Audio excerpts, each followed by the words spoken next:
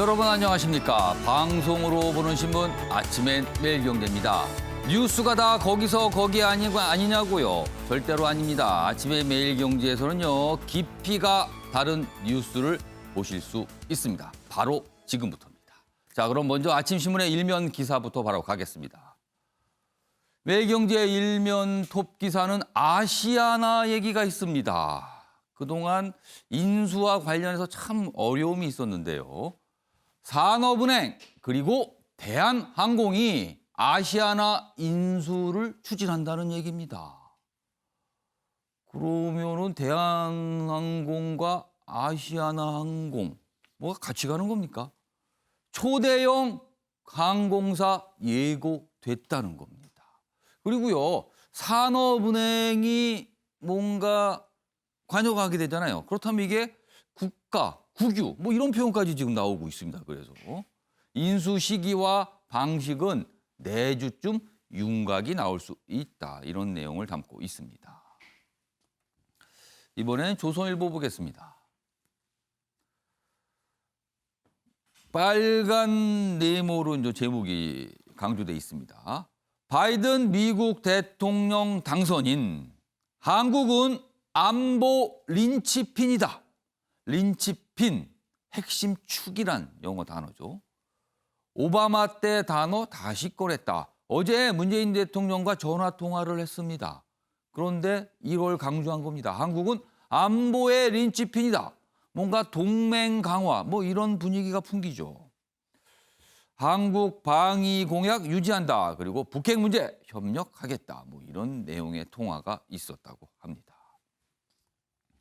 다음은 경향신문 보겠습니다. 기사가 이쪽 끝에 1단으로 있습니다.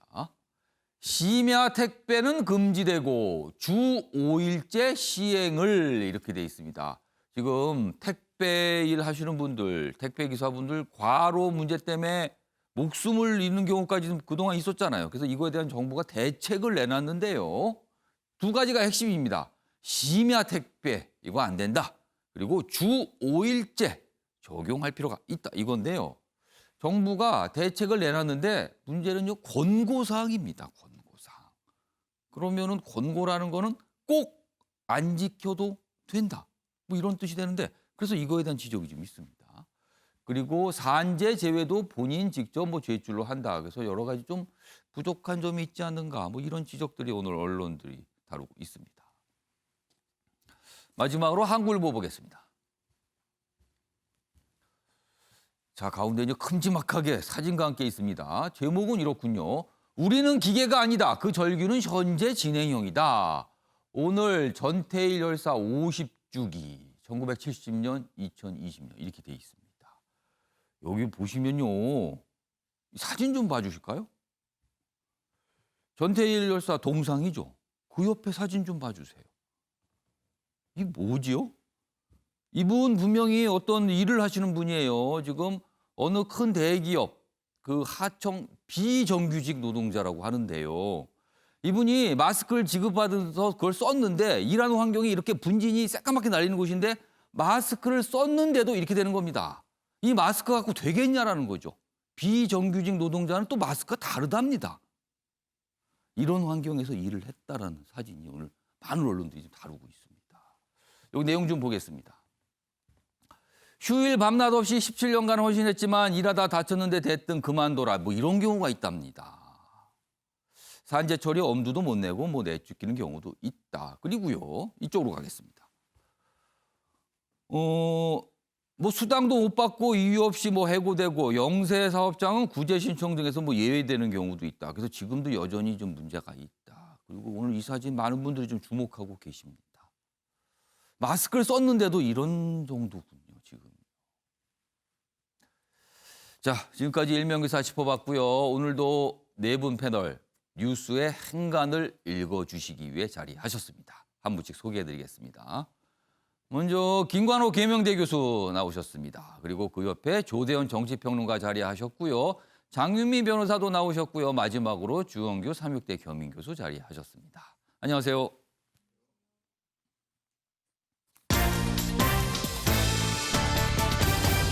오늘 오늘 다룰 주요 이슈들을 4가지 키워드로 정리했습니다. 아침을 여는 키워드가 화면에 준비돼 있습니다.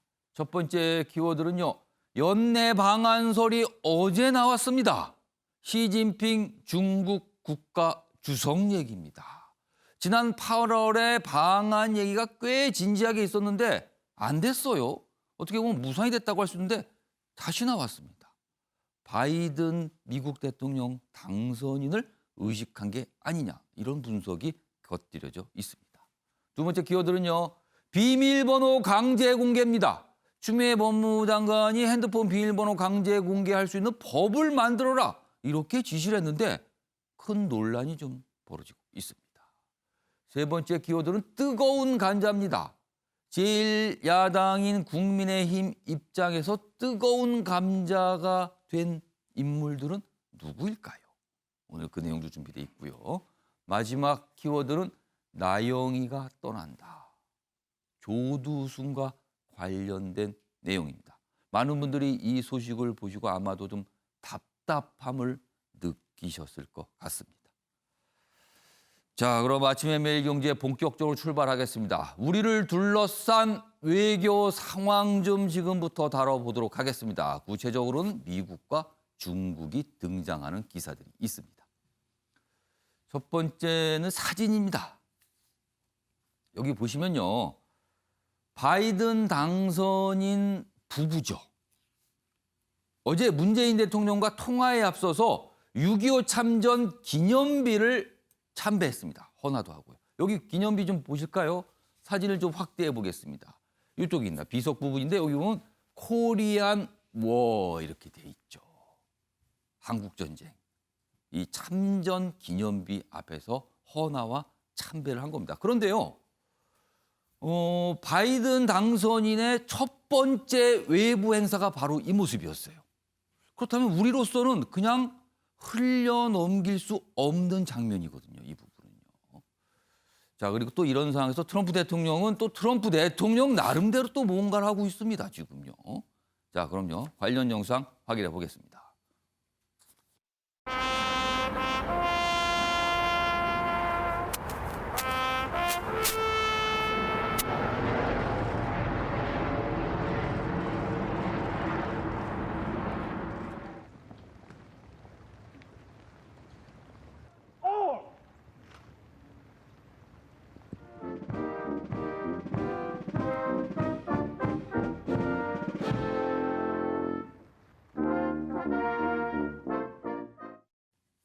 바이든 당선인은 한국전쟁 참전 기념비를 참배하고요. 트럼프 대통령은 국립묘지를 또 찾았군요.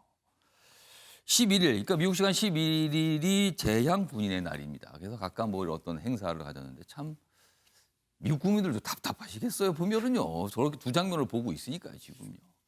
자, 그건 그렇고요. 우리와 관련된 얘기를 지금부터 해보겠습니다. 김구락 교수님. 네. 바이든 당선인이 첫 외부 행사입니다. 한국전쟁 참전 기념비를 찾아서 헌화와 참배를 했습니다. 굉장히 좀 의미가 있어 보이는데 분명히 우리와 북한에게 보내는 신호가 있었을 겁니다. 그렇죠. 재향군인의 날이기 때문에 사실 어딜 가셔야 되냐면 알링턴 국립묘지를 가야 되는데 그게 맞죠. 거기에 이제 트럼프 대통령이 있으니까 아마 차선책으로 필라델피아에 이 한국 참전비에 오신 것 같은데 저는 뭐 이 부분에서 이 바이든 해리스 홈페이지를 보면 거기에 답이 좀 나옵니다. 그 홈페이지는 뭡니까? 인수위 홈페이지를 그렇죠. 말씀하시는 인수위 건가요? 홈페이지인데요. 거기에 뭐라고 써 있냐면 민주주의 가치를 매우 강조를 해요. 예. 그러니까 지금 한국군 참전비라는 거는 어떻게 보면 공산 세력과 이 민주주의 세력의 어떤 갈등, 대결 뭐 이런 장면이었던 거잖아요. 예. 그러니까 민주주의를 다시 강조하고 그 원칙에 굉장히 본인 스스로가 이제 강조를 한다 이런 부분을 이제 부각시키는 것이고 예. 이것은 더 나아가서 중국에 대한 견제 목소리가 이제 그 안에 담겨져 있다라고 얘기할 수 있어요. 중국도 한번 봐라 뭐 이런 뜻도 그렇죠. 됩니까? 그리고 이제 문 대통령과의 통화 과정 속에서도 예. 인도 태평양이라는 부분에서 우리가 린치핀이다 뭐 이렇게 얘기를 했거든요. 그러니까 전체적으로 아시아 태평양 지역에서의 한국의 역할 뭐 이런 걸 강조하고 있지만 예. 내용을 들여다보면 사실 중국 견제를 더 부각시키고 있는 것이다. 그러면 제가 아까 질문은 우리와 북한에게 보내는 신호가 있을 것이다 했는데 그거보다는 중국이군요. 더 크게 보고 있는 것이고 사실상 어떻게 보면 이 장면에서 한국의 역할도 강조하는 부분이 있다. 뭐 이렇게 우리가 해석을 할 수 있는 그 거예요. 역할은 사실 우리가 좀 부담스러운 거 아닙니까? 그런데 저는 이 부분이 예. 이제 달리 해석하는 분들이 굉장히 있어요. 그러니까 인도태평양에서 역할을 한국에게 강조하는 거 아니냐. 그런데 문 예. 대통령은 예컨대 북핵 문제 평화적 해결 강조하는 거 아니냐. 이게 좀 다른 거 아니냐. 예. 저는 이게 사실은 우리가 북핵 문제 해결 없이 우리가 인도태평양의 역할을 하기 어려워요. 그러니까 미국이 사실 이 문제를 먼저 해결한다면 우리가 보다 더 적극적으로 인도태평양에서의 어떤 역할 이게 가능한 겁니다. 예. 이제 그런 차원에서 이제 바이든 행정부도 이러한 우리의 상황을 좀 이해를 하고 어떤 우선순위의 어떤 재편을 좀 해서 실질적인 어떤 북미 대화를 좀 더 적극적으로 개진한다면 우리도 조금 더 인도태평양에서의 미국이 원하는 역할들을 좀 더 적극적으로 할 수 있는 그런 상황이 될 수 있다 이렇게 보는 거죠. 자, 미국 내에서요 참전 기념비가 여러 곳에 있는데요. 그 중에서도 한국전쟁 참전 기념비를 찾았기 때문에 그것도 첫 외부 행사로요. 그래서 이제 주목을 좀 끌은 사진이 등장을 했습니다. 지금 방금 말씀하셨지만 이 기념비 참배의 의미가 중국을 겨냥한 것이다. 중국에 뭔가 신호를 보내는 것이다. 그렇게 해석을 해주셨는데요. 다음 기사가 바로 중국 얘기입니다. 바이든 한국은 인치팬 이 이야기를 꺼낸 날 시진핑 연내 방한설이 재부상했다. 그러니까 사실은 중국 정부나 뭐 우리 정부가 공식적으로 얘기한 건 아니에요. 그러나 베이징의 외교가 그리고 우리나라의 외교가에서 이런 얘기가 부상이 되고 있고 그리고 통상적으로 이런 얘기가 나오면은요 중국이나 뭐 우리나라 당국이 부인을 하거든요. 그거에 대해서 근데 부인까지가 안 나와요. 그럼 뭐가 있기는 있다고 추정이 되는 겁니다. 그러면은요. 자, 외교가 중국 내달 초 중순 추진이다. 내달 초 중순 시진핑 중국 국가주석의 방한 가능성이 상당히 있다는 겁니다. 지금요. 이게 참 의미심장해 보입니다. 지금요. 사실은요. 자, 그리고 다음 기사 좀 하나 더 보겠습니다. 이것도 역시 중국과 관련돼 있어요. 이런 와중에 중국이 어제 돌연 조치를 하나 내놨는데요. 삼성전자 전세기 지금까지 중국에 잘 갔습니다. 뭐냐면 패스트트랙 이런 걸 우리가 중국하고 좀 얘기를 했거든요. 그동안 몇 달 동안 잘 갔는데 어제 돌연 전세기 입국을 차단했습니다. 예고도 없었고요. 이유에 대한 설명도 없었습니다. 기업들은 이거 어떡하란 말입니까? 라고 좀 답답해하죠. 그런데요. 더 이상한 거는요. LG 디스플레이 광저우행 전세기는 갔어요. 예측 불허 중국 당국의 기업들은 초조한 거죠. 설명도 없습니다. 지금. 삼성 시한반도체 공장 증설 등 뭐 현지 사업들 이거 차질 빚는 거 아니야. 사람이 가야 되는데요. 외교부 설명이 있었는데 이 패스트트랙 중단된 건 아니다. 뭐 이런 설명까지 좀 나왔습니다. 자, 이와 관련돼서 어제 외교부가 내놓은 설명이 있는데요. 영상으로 확인해 보겠습니다. 최근에 중국 내 해외 유입 확진자가 증가함에 따라서 중국 측은 중국의 모든 입국자에 대해서 검역 강화 조치를 시행하고 있습니다. 이러한 조치로 인해서 전세기 승인 등 중국 입국을 위한 일부 절차가 강화될 수 있을 것으로 보입니다. 뭐 중국 당국에서는 뭐 별다른 설명이 없는데 우리는 아마 중국이 방역 뭐 이런 문제 때문인가 아닌가 뭐 우리가 설명을 해놨어요. 사실은요. 자, 이 중국 관련된 얘기 좀 해보겠습니다. 조대현 평론가. 시진핑 중국 국가주석의 방한설이 또 강력히 나오고 있어요. 만약에 연내 이루어진다면 그거는 바이든 당선인보다 먼저 문재인 대통령을 만나는 상황이 되잖아요. 분명히 그 방안이 성사된다면 우리에게는 득과 부담이 있을 겁니다. 뭘까요, 그게?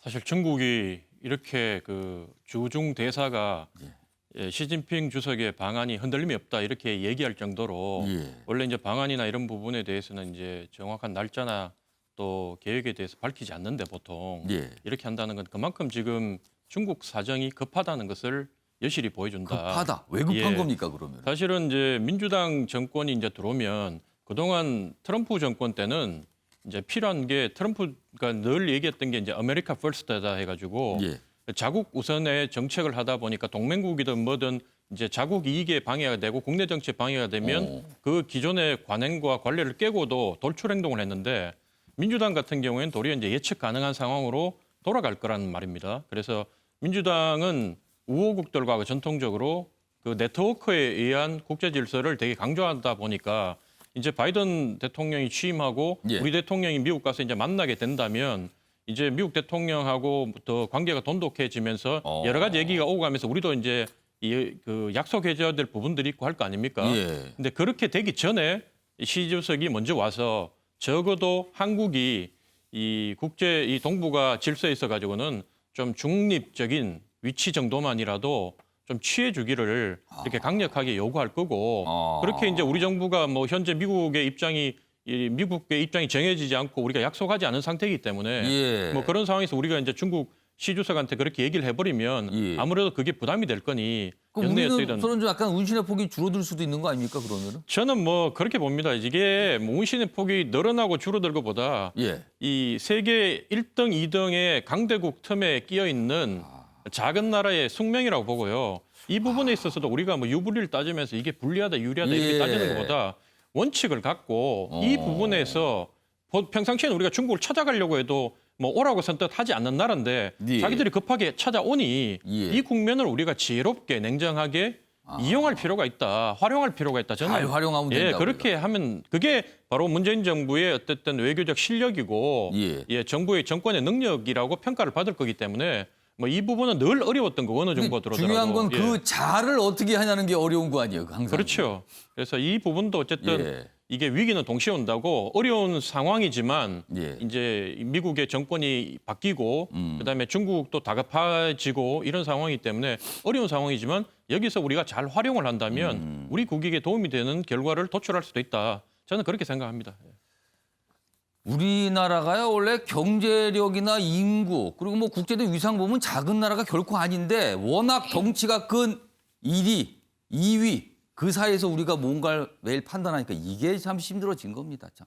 어떻게 보면 조대현 평론가 말씀하시면 우리의 지금 피할 수 없는 운명일 수도 있기 때문에 가장 지혜로운 방법 이게 지금 절실한 것 같습니다. 자, 다음은요 트럼프 대통령 얘기로 좀 넘어가 보겠습니다. 첫 번째 기사입니다. 미국 출판계 그리고 방송계가 이 남자만 기다리고 있다. 바로 트럼프 대통령입니다. 그러니까 논란과 뭐 트럼프 리스크란 말이 나올 정도로 굉장히 참 문제를 일으키고 있지만 스타성만큼은 남다르다는 거죠. 그러니까 예를 들어서 책을 내거나 뭐 방송에 출연 또는 방송 프로그램을 맡을 경우에는 엄청난 인기를 끌 게 분명하다는 거죠. 지금. 트럼프 향한 러브콜이 쇄도하고 있답니다. 그러나 지금 트럼프 대통령 불복하고 있죠. 나 아직 대통령이야. 끝난 거 아니야. 뭐 이렇게 이제 나오기 때문에 아마 여기에 관심이 있을지 없을지는 모르겠습니다만 지금 미국 출판계 방송계는 바쁘답니다. 지금. 다음 기사 하나 더 보겠습니다. 트럼프 리스크 묵인한 공화당 목표는 상원 다수당 유지다. 이게 무슨 소릴까요? 그러니까 트럼프 대통령이 지금 모습을 리스크라 그러잖아요. 미국에도 이게 좋지 않다고. 근데 공화당이 그걸 방치하고 있다. 이런 얘기가 나오거든요. 1월 조지아주 결선 투표 승리회. 이거 상원의원 결선 투표인데 이 승리를 위해서 트럼프 그리고 열성 지지층 지원이 필요하다는 거죠. 정치적 목적이 있다는 겁니다. 바이든 정책도 조지아에 달렸다. 그러니까 굳이 지금 열성 지지층이 불복 얘기하고 트럼프 대통령이 불복 얘기한 거 이거 나쁠 게 없다는 거예요. 이 조지아주 상원의원 결선 투표를 이기기 위해서는 이런 셈법이 있답니다. 자, 이와 관련돼서요. 미국 내에서 뭐 트럼프 대통령 불복 이 관련된 뭐 이야기도 좀 있거든요. 영상으로 확인해 보겠습니다.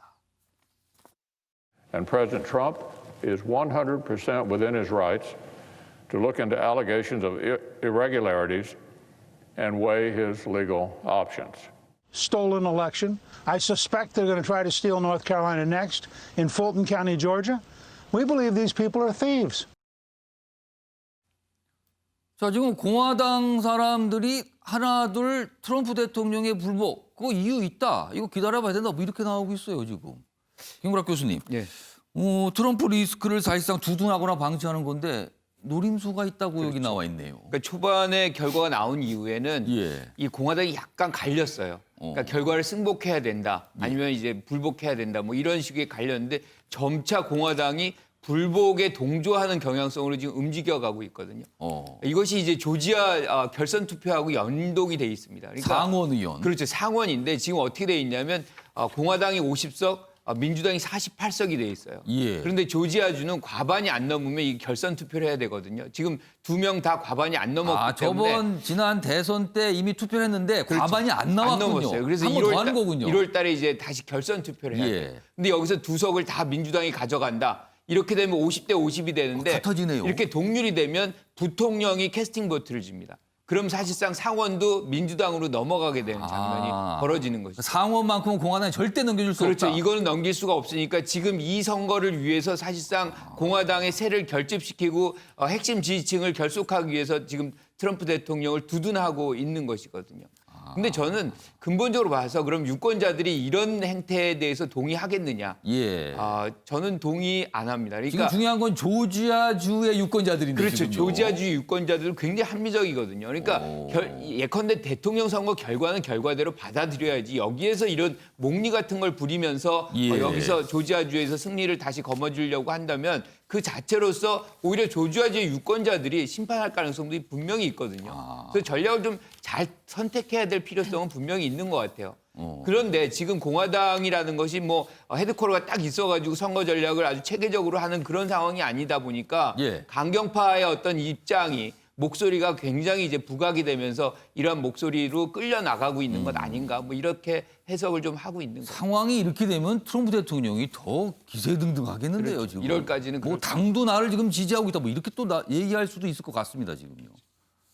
미국 정치 참 복잡하게 가고 있습니다. 그걸 바라보는 세계 각국은 좀 당혹스럽기도 합니다. 지금.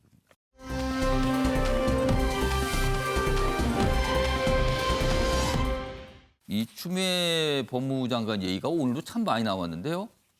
몇 가지 조치를 지시했습니다. 그런데 이게 좀 논란이 되고 있어요. 보겠습니다.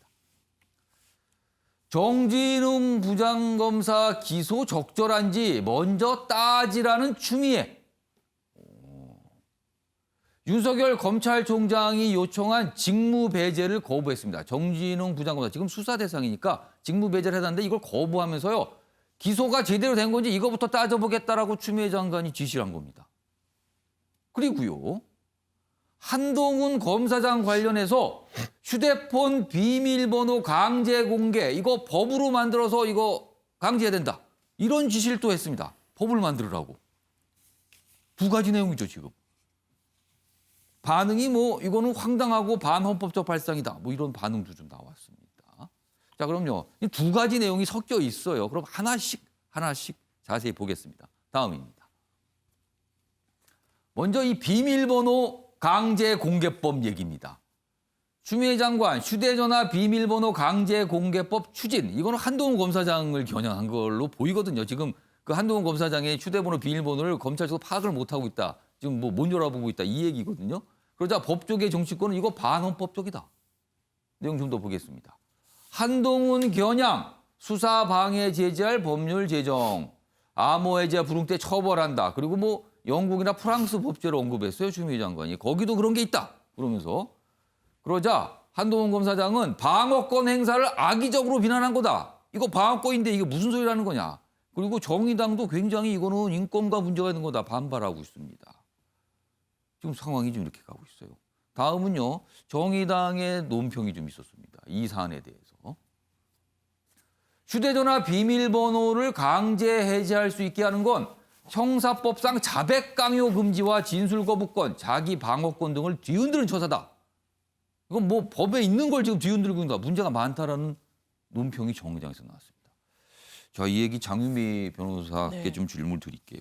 지금 이게 방어권 침해고 반헌법적인 거다. 뭐 이런 지적이 나오거든요. 이거 사안이 어떻게 된 겁니까? 예, 사실 뭐 그런 부분이 있습니다. 휴대전화는 이 개인의 사생활이 그냥 고스란히 들어가 있고 뭐 동선이니 연락처니 또 은행 계좌도 휴대전화를 사용하는 경우가 많기 때문에 뭐 법조계 일각에서는 아예 이게 너무 개인 인권 침해가 있으니 압수수색 대상에서도 배제해야 되는 거 아니냐 뭐 이런 논란도 있지만 또 한편으로는 이 비밀번호를 해제하는 이 강제 조치를 하는 것과 관련해서 예. 최근에 저희가 어떤 사건을 겪었습니까? 조주빈 일당이 예. 조주빈이 본인의 아이폰에 그 암호 장치를 수사기관에 전혀 협조를 하지 않아서 예산으로 이스라엘의 암호 해독 장치를 들여와서 풀었던 그렇죠. 그런 전례가 있습니다. 예. 그렇기 때문에 또 한편으로는 수사를 하는 입장에서는 휴대전화라는 게 굉장히 확고하고 중요한 이제 수단인데 그럼 손 놓고 있는 게 맞느냐. 그렇기 때문에 이게 이 법률 자체가 굉장히 반헌법적, 반인권적이라고 보기는 어렵고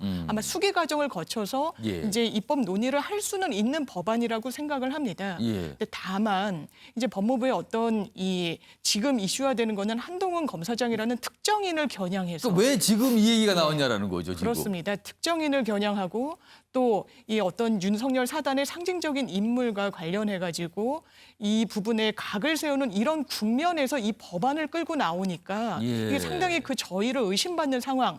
이것에 대한 비판까지도 이게 면책된다고 보긴 좀 어려워 보이고요. 다만 말씀드린 것처럼 휴대전화의 비밀번호를 해독할 필요성은 분명히 이제 수사 과정 중에 있기 때문에 영국이나 프랑스 이런 다수의 국가에서 입법례를 갖고 있는 것도 사실입니다. 자, 주원 교수님. 네. 사실 또 이제 야당을 중심으로 이제 비판하는 내용 중에 하나는요. 지금 현 정부가 사실은 이런 인권 그리고 어떤 방어권 이런 걸 굉장히 강조했던 과거의 모습이 있었는데 지금 정부에서 왜 이런 게 나오느냐 이런 비판을 좀 하고 있습니다. 예, 장 변호사님 말씀해 주신 것처럼 사실은 이거는 거시적 담론으로 다뤘어야 되는 부분이거든요. 그러니까 인권이나 조사를 위해서 꼭 필요한 부분이 생긴다라고 했을 때 거기에 대해서 법적으로 논의해 볼 수 있다라고 얘기하면 좋겠지만 지금 시기적으로 그렇게 맞지도 않고 갑자기 좀 나온 것 같아요. 네, 예. 맞습니다. 그리고 추미애 장관이 자신의 어떤 감찰이나 아니면 자신의 검언 유착을 드러내겠다라는 뜻을 드리는 사안으로 이걸 접근했기 때문에 매우 부적절하다는 거고요. 그리고 이게 자가당착이 될 수도 있는 게 단순히 야당만의 공격이 아니라 예. 이게 조국 전 장관이 포토라인을 폐지한다든지 증언 거부권을 행사했다든지 이런 예. 부분과도 논리적으로 모순이 되고 또 휴대폰 강제공급부가 추진의 그 예에 대해서 예. 사실은 여당 그 관계자분들도 문제가 될 수 있는 부분으로 소환이 되거든요. 예를 들자면 이재명 지사께서 경선 과정에서 거기 휴대폰 비번 강제 공개를 거부했던 그런 부분까지도 지금 거론이 될 수 있기 때문에 오히려 이게 사안별로 되어 있던 아쉬움을 지울 수가 없습니다. 그리고 한 가지 첨언을 하자라면은 예. 지금 선진국의 예를 들면서 이걸 강제공개법이 필요하다라고 얘기를 예. 하셨는데 지금 영국이나 그런 부분에서 이 비번을 열려고 하는 큰 이유는 예. 테러리즘이라는 그 거시적 담론이 있는 부분이거든요. 그러니까 사안 자체의 그 맞습니다. 무게가 다르다는 거군요. 예, 장 변호사님 지금요. 말씀처럼 그 조주빈 일당과 같은 그런 어떤 사안의 무게감을 두고 이거를 접근해야지 이런 사안별로 갑자기 법적 카드를 들이민다라는 게 정말 부적절한 처사와 발언이라고 생각이 듭니다. 그러니까 테러 이런 관련 수사 때는 이거는 너무나 큰 피해가 발생할 수 있고 그런 거를 조금 침해한더라도 공익 차원이 워낙 크기 때문에 그래서 진행되는 건데 이 사안이 과연 그런 것인가? 그리고 왜 지금 이런 얘기가 나온 것인가? 뭐 이런 부분에 대한 좀 지적이 있습니다. 자, 추미애 장관이 어제 좀 내놓은 조치 또 한 가지 대목입니다. 다음입니다. 추미애 정진웅 기소 적정한지 감찰하라. 검찰에서는 일선 사건까지 손을 대는 겁니까? 이렇게 됩니다. 그러니까 일반 사건 소추 직접 점검 지시는 처음이다. 그러니까 이게 그거예요. 법무장관이 검찰과 관련해서 할 수 있는 조치는 검찰총장에 대한 지휘거든요. 근데 개별적인 사건에 대해서 이렇게 뭔가 지시를 하는 거 이게 문제 아닙니까? 검찰정법에 나온 그 규정과 다른 거 아닙니까? 뭐 이런 지적입니다, 지금. 그래서 검찰 내부에서는 사실상의 사건 지휘 아니냐? 뭐 이런 반발이 좀 있다고 합니다. 그러니까 이게 또 이렇게 연결되죠. 검찰의 중립성 문제가 또 연결되는 겁니다, 지금 이 얘기가. 이것도 역시 장윤희 변호사가 좀 설명 좀 해주셔야겠어요. 이게 왜 이렇게 논란입니까? 일단 이 기소 여부에 대해서 적절성을 판단하라는 게 그럼 일선 수사에 수사권에까지 어떤 권한을 남용하는 거 아니냐 이런 이제 오해를 받고 있는 부분이 있는데 그 부분에 대해서 이제 검찰에서 이제 반발하는 거죠, 지금. 그렇습니다. 예. 근데 이제 이 사건의 사안을 개별적으로 좀 뜯어보면 이 기소를 하는 과정 중에 조금 이제 문제가 있지 않았느냐라는 문제의식을 갖고 있는 것 같습니다. 절차적 문제를 말씀하시는 그렇습니다. 거네요. 왜냐하면 이 독직 폭행이라는 게 사실 기소율이 상당히 떨어집니다. 이 이제 기소 자체도 되지 않는 상당히 이제 많은 비율을 가진 그런 이제 범행이고 이 또 당사자가 자기는 고의로 어떤 폭행의 의도가 있었던 게 아니라 뭐 넘어졌다라는 항변을 하면서 그것과 관련해서 목격자들의 진술, 뭐 증언이 엇갈리고 있는 이런 상황에서 사실상 이 수사를 직접적으로 담당했던 주임 검사는 불기소 의견을 냈던 걸로 지금 알려지고 있거든요. 예. 그런데 이제 서울고검의 감찰부장이 새로 이제 임명이 되면서 이 사건을 본인에게 배당을 하고 이걸 6일 만에 바로 기소를 했다라는 그 의혹이 있기 때문에 예. 이게 죄가 없는 걸 있는 걸로, 있는 걸 없는 걸로 이런 수사 절차 자체에 관여한 게 아니라 이렇다면 이 기소가 셀프 배당이 되고 이 재판으로 넘겨지는 과정에 있어서 어떤 프로세스상 문제가 있지 않았느냐 이 부분에 대해서는 이제 감찰을 하겠다는 게 추미애 장관의 어떤 입장인 것 같습니다. 그러니까 일단 절차적인 문제가 좀 있어 네. 보인다, 하자가 있어 보인다 이런 거에 대한 판단이 있었다는 건데 그 기본 바통에는 이번 기소가 이게 기소될 거리가 맞는가 뭐 이런 판단도 혹시 있는 거 아닙니까 그러면은? 예, 아무래도 이제 본인은 예. 내심으로는 이게 기소가 될 게 아니라고 판단할 수 있지만 아마 주임 검사가 또 그런 의견을 가졌다는 것을 본인의 입장을 좀 강화하는 데 참고를 했을 것 같습니다. 그럼 연속해서 봤지만 이제 추미애 장관의 이제 두 가지 조치가 있는데 이게 좀 뭐 정치권, 법조를 중심으로 좀 논란이 있습니다. 그리고 해석의 여지가 좀 있는 대목들이 있어요. 지금 여기 안에는요. 참 추미애 장관 기사가 참 많습니다. 요즘에요. 다음에 또 하나가 있습니다. 지금 보겠습니다. 추미애 장관 또 어제 국회에서 설전을 벌였습니다. 그러니까 지금 예산심사 기간이거든요. 그래서 예결위가 계속 열리고 있는데 여당 소속인 예결위원장마저 정도껏 하세요 좀 뭐 이렇게까지 얘기가 나왔다고 합니다. 뭐 여러 가지 뭐 특활비 얘기도 있었고요. 뭐 윤석열 총장 얘기도 있었고 여러 가지가 있었는데 자 그럼 이게 어떤 상황이었는지 뭐 기사로 보는 것보다 영상으로 직접 확인해 보면 분명해집니다. 영상으로 보겠습니다. 요즘 제가 재밌는 얘기 하나 드릴게요. 여의도 정가에 요즘 추나 땡이라고 하는 그런 말이 지금 돌고 있어요. 무슨 말인가 하면은 추미애만 나오면은 땡큐다. 아, 땡큐다. 아, 추미애 끝난다는 장관이 얘기가 아니라 난 땡 끝난다 이런 추미애 얘기잖아요. 장관이 하도 이제 이 논란을 만들고 또 연일 자살골로 이제 이어지기 때문에 나온 말이죠. 그래서 직원 격려금으로 일괄적으로 지급된 금액이 있다라고 저희들이 들은 부분이 있는데 의원님께서는 그 질문 아직 안 이영렬 끝났습니다. 돈봉투 만찬 사건 장관님. 기억하고 계시죠? 그 장관님. 이후로는 또 그런 질문 아직 안 봉투성으로 끝났습니다. 지급되는 건 한 푼도 없습니다. 그렇게 쓰지 않습니다.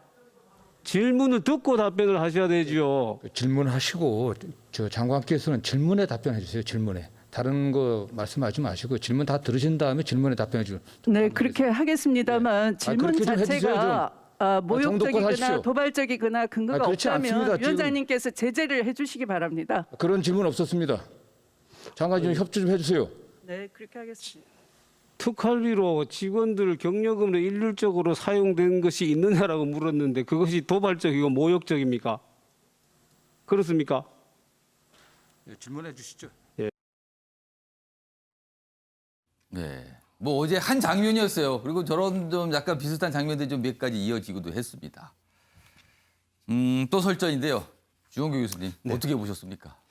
네, 예결위원장님의 말씀이 국민들이 해야 될 말이 아니었나라는 생각이 좀 들 정도로 좀 들어주세요. 뭐 약간 좀 부탁이기도 하고요. 네, 사실 여당 지지자들 입장에서도 조금 저런 표현이 적절하지 않았나 정도껏 하셔야 되지 않을까. 왜냐하면 지금 중요한 거는 예결위에 이 발단이 되고 있는 그 질문 자체, 야당 의원의 질문 자체가 특수활동비가 지원 격려금으로 이제 지급된 적이 있느냐라는 질문이거든요. 그거를 아무리 야당의 공격성 발언이라고 판단한다 하더라도 예결과 사실은 연관되어 있는 부분이기 때문에 그걸 좋은 모욕적이라고, 얘기니까요. 예, 그걸 모욕적이라고 얘기하는 거는 추미애 장관의 주관적 판단이신 거죠. 그리고 또 하나는 추미애 장관이 계속 지금 질의를 하는 의원의 답을 자르고 자신의 발언을 계속 이어갔거든요. 그 또한 사실은 질의 답변과 태도에 대해서도 모욕적이라고 할 수 있습니다. 그러니까 자신이 모욕을 받았다기보다는 의원들에 대한 모욕일 수도 있는 부분이죠. 그런 부분에 대해서 지금 정성호 지금 예결위원장이 정독화하라는 여당 위원장마저도 그렇게 표현한 게 아닌가. 근데 이 부분은 사실은 저는 정세균 총리가 길을 열어둔 부분도 있다고 생각을 합니다.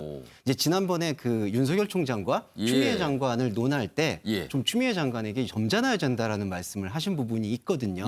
그런 부분이 이제 여당에서 하나의 시그널로 나왔기 때문에 이 부분들도 조금은 이제 용인될 수 있는 부분이 아닌가. 조금 추미애 장관의 어떤 발언이나 태도에 자중을 요구하는 게. 용인될 수 있다라는 게 아까 정성호 위원장의 발언을 말씀하시는 건가요? 그리고 여당 의원들 사이에서도 이제는 조금은 자중을 요구하는 시그널들이 나오지 않을까. 한 가지 우려되는 건 또 여당 의원들 내에서 이게 문제가 돼서 왜 같은 편을 공격하느냐라는 그런 의견들만 나오지 않는다라면 이런 표현들은 좀 적절하지 않았는가 그렇게 생각됩니다. 물론 뭐 추미애 장관이 듣기에 야당의 질의 내용이 거북할 수는 있죠. 그런데 이제 저런 모습이 나타나서 또 기사로 다뤄지고 뭐 이렇게 뭐 지적이 되고 뭐 이러고 있는 상황입니다. 자, 조대현 평론가 어떻게 보셨어요? 오죽하면 그 같은 당 상임위원장이 정도껏 좀 하십시오. 좀 이렇게 얘기를 했겠습니까? 그리고 사실은 상임위원장이 그렇게 얘기를 했는데 거기다 대고 기사에 의하면 추미애 장관이 째려봤다고 하지 않습니까? 저는 역대로 이런 장관이 임명직 공무원이 있었는지 참 궁금하고요. 제 기억으로는 독재 시대 때 군부 정권의 그 실세들이 국회에 불려 나와서 하는 모습 이후로는 이런 모습이 처음이지 않는가 저는 그런 생각이 듭니다. 그리고 사실 그 추미애 장관이 말씀하시는 걸 잘 들어보면 자기가 지금 어떻게 보면 이제 국회로 불려와서 국민의 대변자들한테 질문을 받고 답변을 해야 되는 처지인데 도리어 다선 의원, 선수 높은 의원이 자기 후배 의원들을 지시하고 가르치려는 그런 모습이 그대로 화면에 비춰지니까 국민들은 어떻게 보냐면 야, 저 사람은 우리가 뽑아놓은 저 국회의원들 그것도 같은 당의 상임위원장 정도한테도 저렇게 대하는데 우리한테는 오죽하겠냐. 이런 이심전심이 국민들 사이에서 저는 생겼다는 생각이 들고 정세균 총리가 했던 말이 맞아요. 그러니까 이 윤석열 총장 보고는 좀 자숙하라고 그랬고 자숙 얘기를. 그다음에 추미애 장관 보고는 좀 점잖고 냉정하라고 했지 않습니까? 그래서 저는 현재 여당의 심정은 처음에는 이제 추미애라는 분을 갖다가 법무부 장관 임명하고 계략과 같은 존재라고 생각했는데 뭐 이러지도 못하고 저러지도 못하고 공수처장 임명하기 전 자르지도 못하고 근데 이제는 거의 골칫거리 정도로 넘어가서 하루속히 빨리 자르고 싶을 거예요. 근데 지금 자르면 그동안 자기들이 취해온 스탠스가 틀렸다는 게 드러나기 때문에 이러지도 저러지도 못하는 상황 아닌가. 근데 추미애 장관 임기가 그래 오래 지속될 것 같진 않다 이런 예상을 해봅니다. 근데 여권 내에서 추미애 장관은 검찰 개혁과 거의 같은 의미로 지금 가고 있는 거 아닙니까? 여권 내에서. 그렇게 의미를 부여해 버렸는데 이제 최초 임명할 때는 그렇게 했고 지키려고 했었죠. 근데 이제는 여당에서 이 정도로까지 얘기 나왔을 때는 아마 속으로는 제가 얘기를 해보면 속내로는 여러 가지 복잡한 생각들이 여권 내에서도 추미애 장관에 대해서는 많은 걸로 저는 그렇게 알고 있습니다. 자, 어제 예결이요. 참 많은 발언들이 기록이 됐고 기사로 다뤄지고 있는데요. 그중에 또 다른 대목이 있습니다. 추미애 법무장관이 윤석열 검찰총장 관련된 얘기했는데 그 얘기를 곰곰이 들어보면요. 제1야당의 입장에서는 굉장히 아플 수도 있는 대목이 있습니다. 그 얘기 영상으로 확인해 보겠습니다. 이렇게 윤석열 총장을 정치로 떠밀고 지지율을 계속 올리는 분이 법무부 장관이신 것 같아요. 예산 관련 질문이십니까? 대답해야 됩니까? 하시고 싶으면 하시고 안 하시고 싶으면 안 하시고. 별로 하고 싶지 그리고 않습니다. 국정 전반에 대해서 질의를 할 수도 있고요. 그걸 지금까지 다른 장관님도 다 해오셨습니다. 하시라고 하면 하겠는데요. 제가 생각할 때는 오히려 국민의힘이 변변한 후보가 없어서 그 지지를 올려놓는다 하는 국민 여론도 있다고 들었습니다. 네, 후보가 그것도 표현을 변변한 표현이라고까지 썼어요. 저렇게까지 어제 얘기가 좀 나왔는데.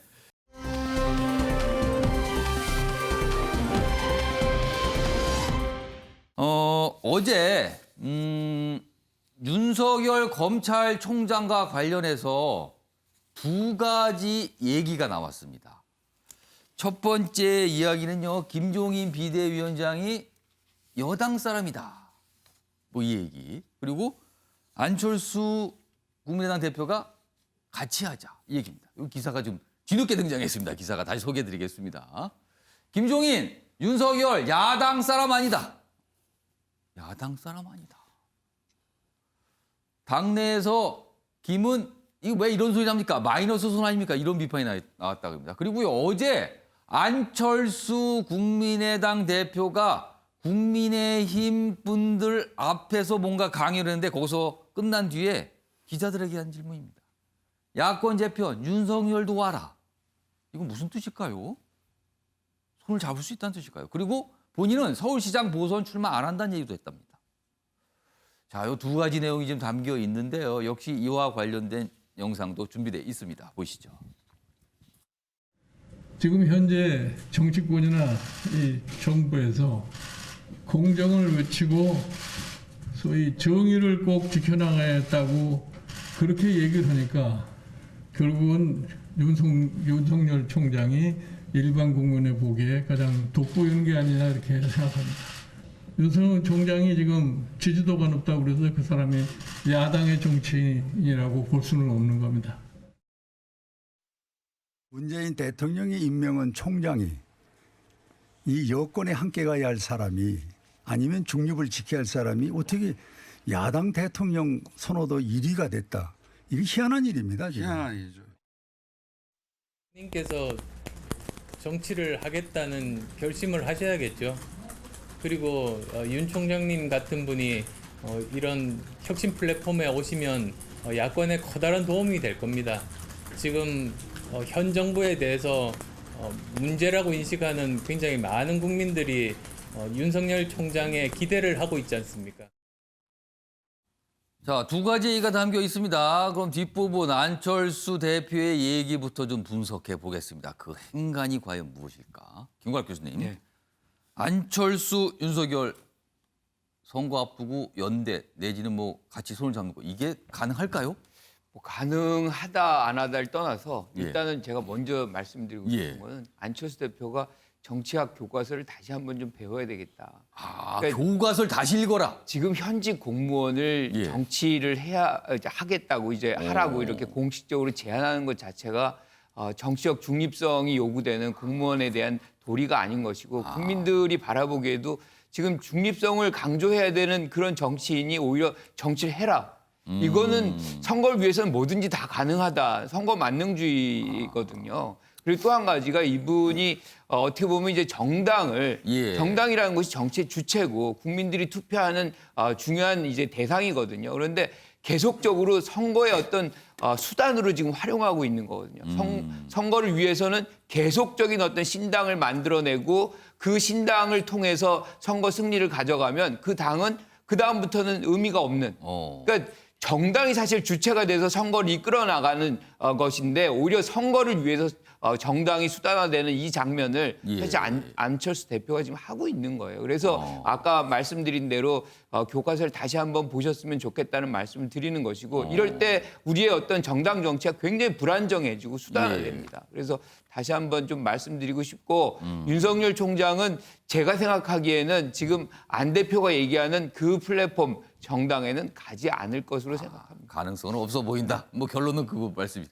그러니까 어제 강연이 끝나고 이제 기자들이 물어본 거예요. 뭐 윤석열 총장 최근 지지율 얘기 이런 거 하면서 어떻게 생각하십니까? 근데 김광학 교수님 말씀대로라면 이렇게 했어야 되는 거네요. 그분 지금 현재 검찰총장이십니다. 그러고 갔으면 그게 김광학 교수님 말씀대로인데 그렇지 않고 어떻게 뭔가 좀 열어두는 듯한 이런 반응을 남겨서 오늘 또 기사로 다뤄지고 있습니다. 자, 조대현 평론가. 조대현 평론가는 역시 이제 안철수 대표 얘기 그리고 아울러서 이 얘기도 좀 해주시죠. 김종인 위원장이 윤석열 검찰총장을 여당 사람이라고 평가했습니다. 근데 세상은요 지금 지지율 조사 보면 야권으로 분류해서 지지율 조사하고 있거든요. 속내가 좀 불편한 건가요? 어떤 뜻입니까? 저는 뭐 그렇게 보지 않고 김종인 위원장 혼자 지금 판을 정확하게 보고 있다. 저는 그렇게 정확하게 생각합니다. 보고 있다. 예, 사실은 그 윤석열이란 분이 뜨면 뜰수록 야권은 다음 대선에서 필패고 여당은 필승의 길로 간다. 그 상황이 지금 읽히기 때문에 김종인 비대위원장은 어떻게든 선을 그으려고 하는 거고요. 제가 만약에 청와대 예를 들면 정무수석이고 민주연구원 원장이라면 이 상황을 이미 윤석열 카드로 관리에 들어가고 이 상황을 즐기는 상황으로 가고 있다고 저는 보고 있습니다. 그럼 이거는 여당에는 불리할 것이 없다라는 그렇죠. 거예요.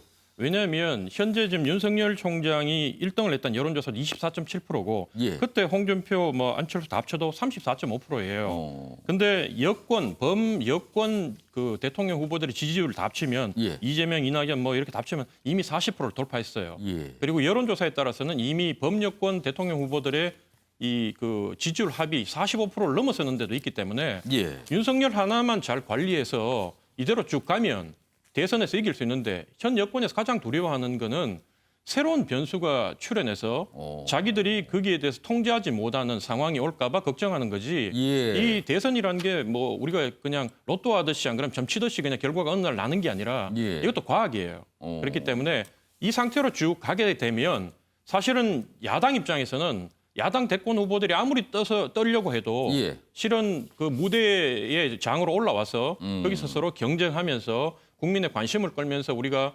여당하고 이렇게 뒤집어서 나갈 수 있는 계기를 마련해야 되는데 예. 윤석열이 다 이게 블랙홀처럼 빨아들여 버리니까 이 보세요. 이제 좀 있으면 그 국민의힘이 서울시장 그 재보궐선거 준비한다고 어제 저기 경선 룰도 발표하고 예.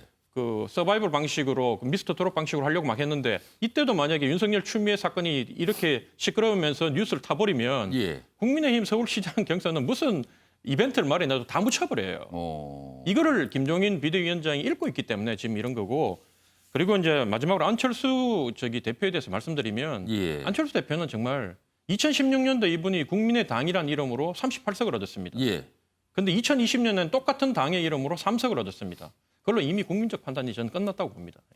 또 간단하게 뒷부분은 간단하게 설명하시는데 추가 질문 제가 짧게 드릴게요. 앞부분에 윤석열 총장 관련 얘기하시는데 여당 입장에서 불리할 것이 없다라는데 그 설명을 좀 하셨는데 좀 질문이 드는 거는 그렇다면 그 전제는 윤석열 총장이 주목을 받으면 국민의힘 내 다른 대선 주자들은 거의 주목을 못 받고 어려울 것이다. 그게 이제 하나 깔려 있는 것 같고요. 그리고 여당 입장에서 나중에 윤석열 총장은 주목을 받지만 결국은 대선 쪽으로 가지는 못할 거다. 이런 전제가 깔려 있는 겁니까? 자, 윤석열 총장이 이제 내년 임기가 7월 달인데 예. 만약에 7월 임기를 마치고 나왔을 때 8월 달에 바로 이제 그 국민의힘의 대권 후보 레이스가 시작돼요. 예. 근데 만약에 윤석열 총장만 바라보고 있었는데 윤석열 총장이 나 정치 안 한다 그러고 자인으로 돌아가면 어떻게 되겠습니까? 그 시간 동안 우리가 시간을 다 버린 거예요.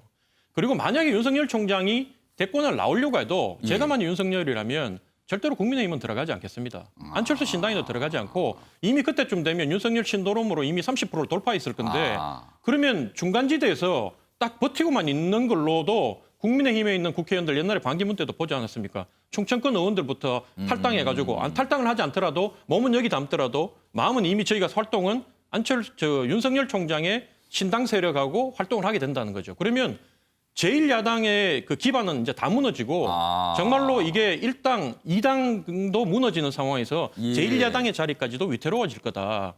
저는 그걸 가장 우려하고 있습니다. 예. 그러니까 김종인 위원장이 야당 사람 아니다라고 한 그 발언의 뒤에 배경에는 그런 생각이 깔려 있다는 거네요. 예, 주원규 교수님.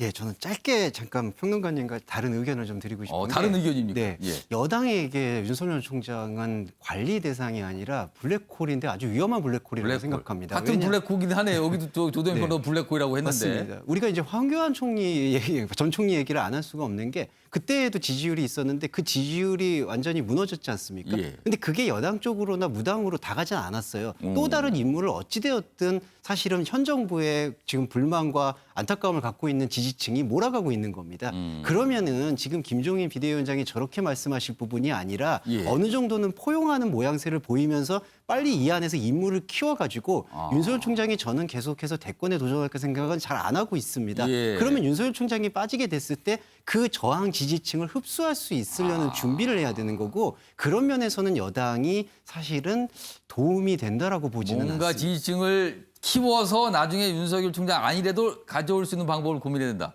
두 분이 이 뉴스의 이 야당 사람 아니다. 이 행간을 조금 다르게 각각 해석해 주셨습니다. 의미심장하네요. 두 가지 해석을 듣고 보니까요. 이런 얘기가 어제 좀 있었습니다.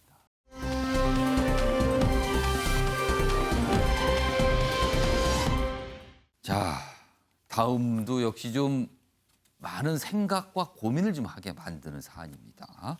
보겠습니다.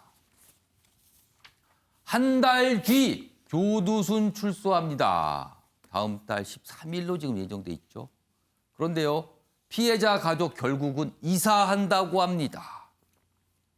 피해자 가족 나영이 가족입니다. 자, 아버지 나영이 악몽에 시달린다. 그 얘기를 듣고 악몽에 시달린다. 다른 지역에 전셋집 이미 가계약했다.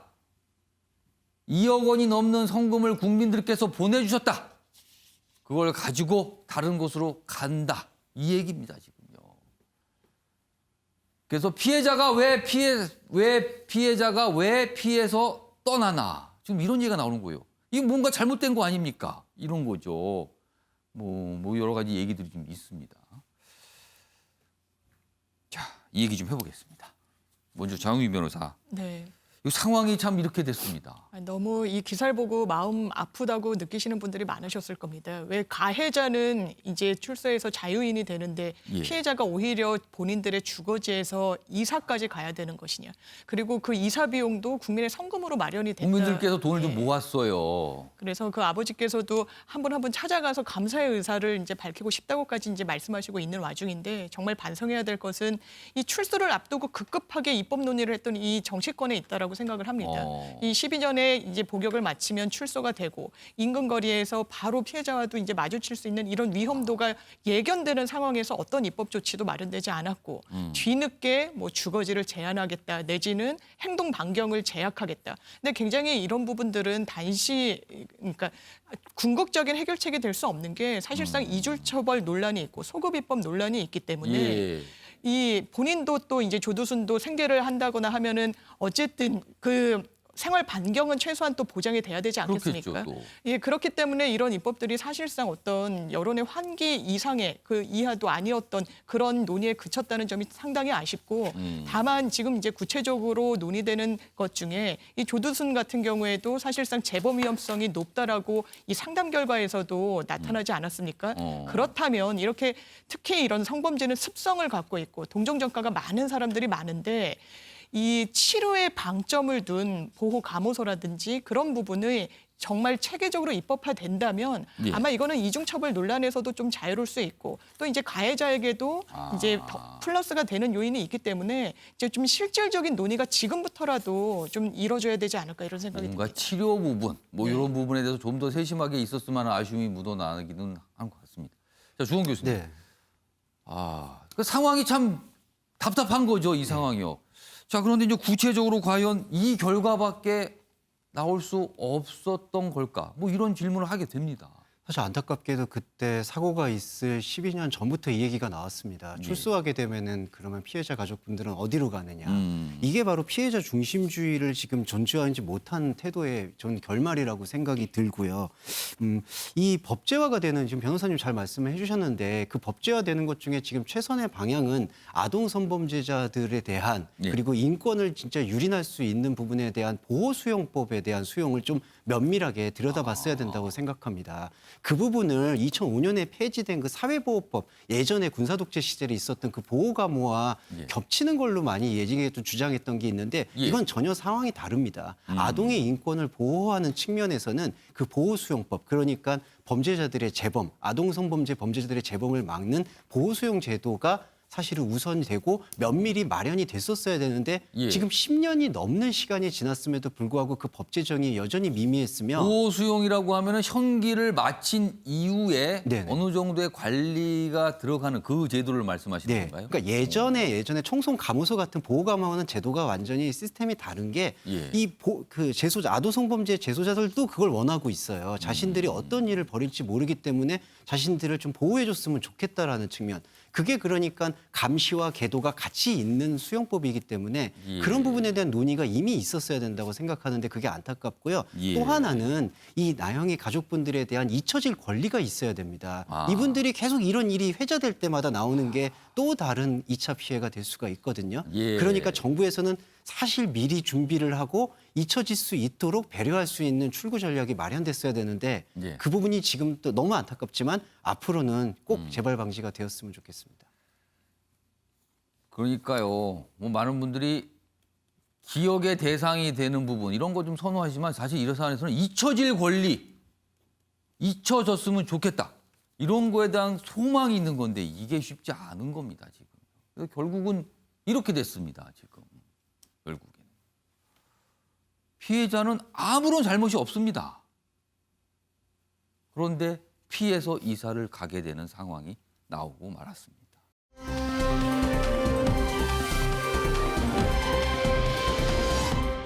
자, 다음은요.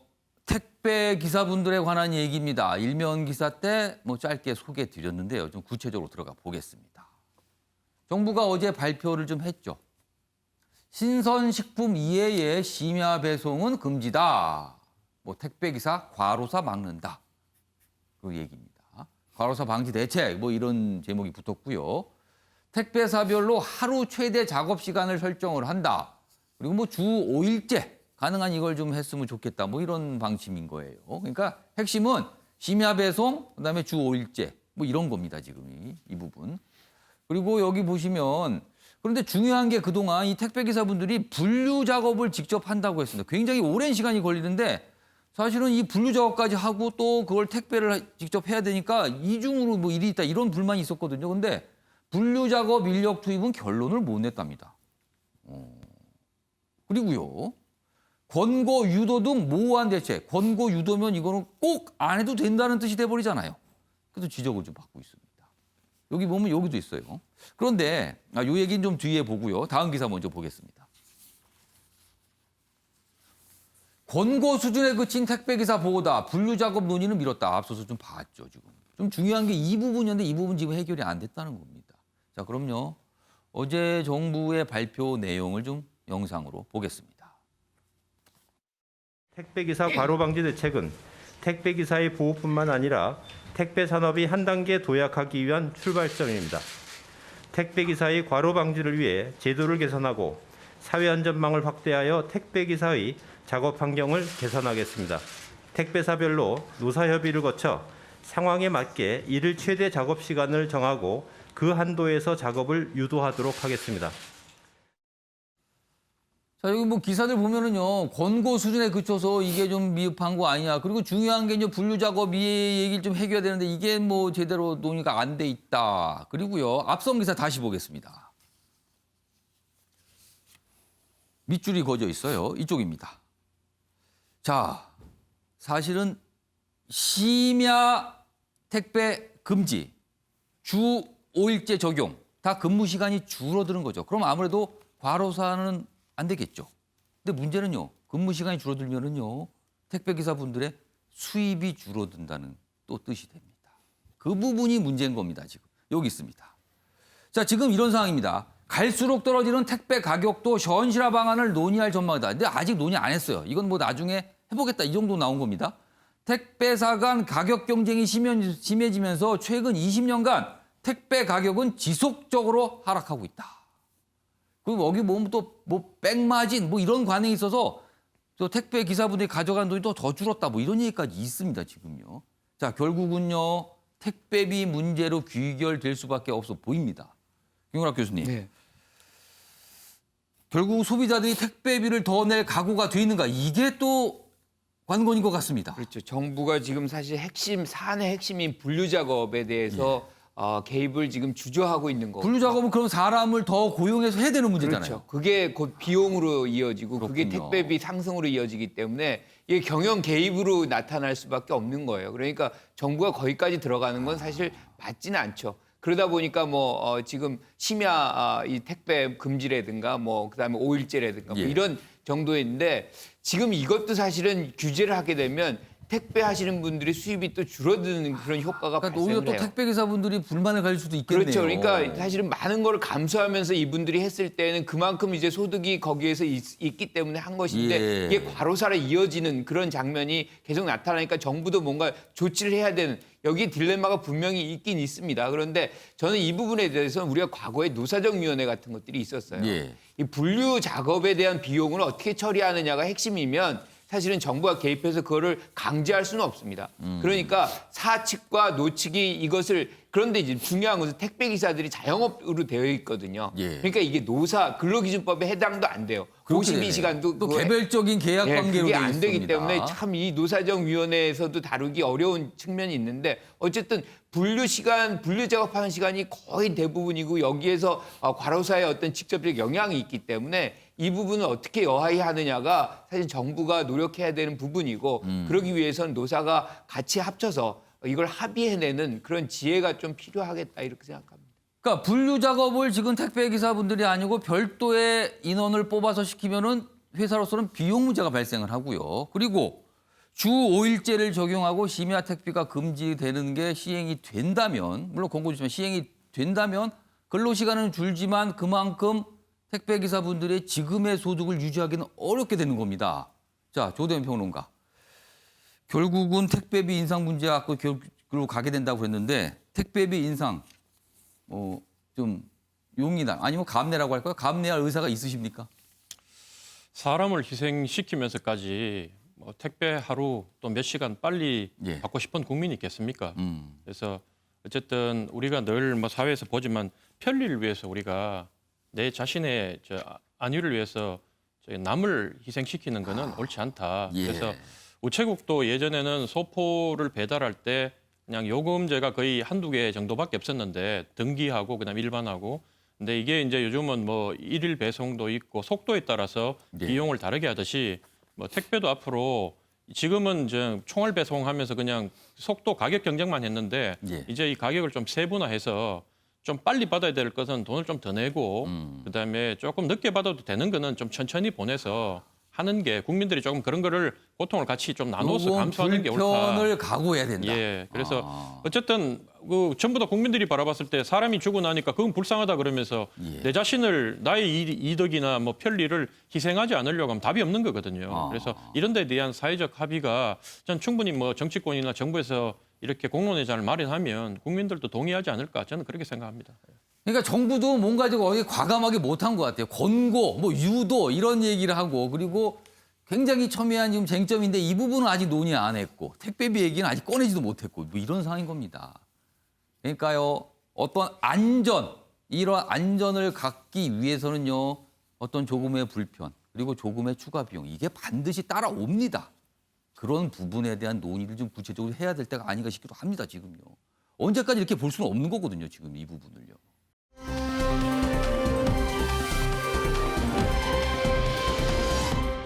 자, 다음 내용으로 좀 가겠습니다. 마스크 얘기가 등장을 했습니다. 오늘부터요, 마스크 좀 꼼꼼하게 쓰셔야 됩니다. 식당에서 음식 주문 후에 기다리는 동안에도 노 마스크 하시면 안 됩니다. 이거 과태료 들어갈 수 있습니다. 그러니까 식당에 들어갔다고요. 무조건 마스크 확 벗으시면 안 돼요. 주문할 때까지 그리고 음식 나올 때까지 기다리셨다가 마스크 쓰시고요. 음식이 딱 나왔을 때부터 벗고 드셔야 된다는 겁니다. 물론 그렇다고 바로 마스크 안 썼다고 바로 과태료 아닙니다. 만약에 그게 적발이 되면요. 쓰시라고 얘기가 들어갈 겁니다. 근데 그때 안 쓰시면 그때는 과태료가 되는 거죠. 보겠습니다. 오늘부터 위반 시 10만 원입니다. 목욕탕 탈의실 헬스장에선 꼭 써야 결혼식장 친인척 친구도 필수다. 단속 걸려도 바로 착용된 과태료 안 들어갑니다. 그리고요.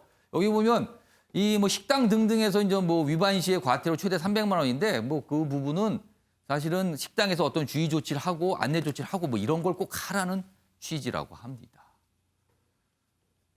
정민희 변호사. 네. 조금 불편할 수도 있겠네요. 오늘부터 식당에 가면은 좀. 이게 또 이제 과태료가 이제 부과가 된다고 하니까 더 긴장하고 지금도 잘 쓰고 계시지만 더 촘촘하게 쓰셔야 될 것 같고요. 많은 분들은 잘 쓰고 계세요. 예, 그리고 이제 구체적인 지침이 내려왔다는 점에서 더 이제 내가 이런 경우에 쓰면 되겠구나라고 이제 유념을 하면 될 것 같습니다. 당연하게도 수영장이나 이런 사우나 시설에서는 그 기간 동안 그 시간 동안은 쓰지 않아도 되지만 당연히 이제 탈의를 하고 다시 옷을 환복하실 때는 쓰셔야 된다는 점 이런 구체적인 지침이 내려와서 좀 편하게 적용할 수 있을 것 같습니다. 오늘 점심 때부터 식당에 가실 때 요거 좀 기억을 해주셔야 될 것 같습니다. 자, 다음 마지막 기사가 될 것 같습니다. 보시죠. 51명대 막은 집회, 127명대는 안 막는다. 이게 이제 하루 확진자 숫자인데요.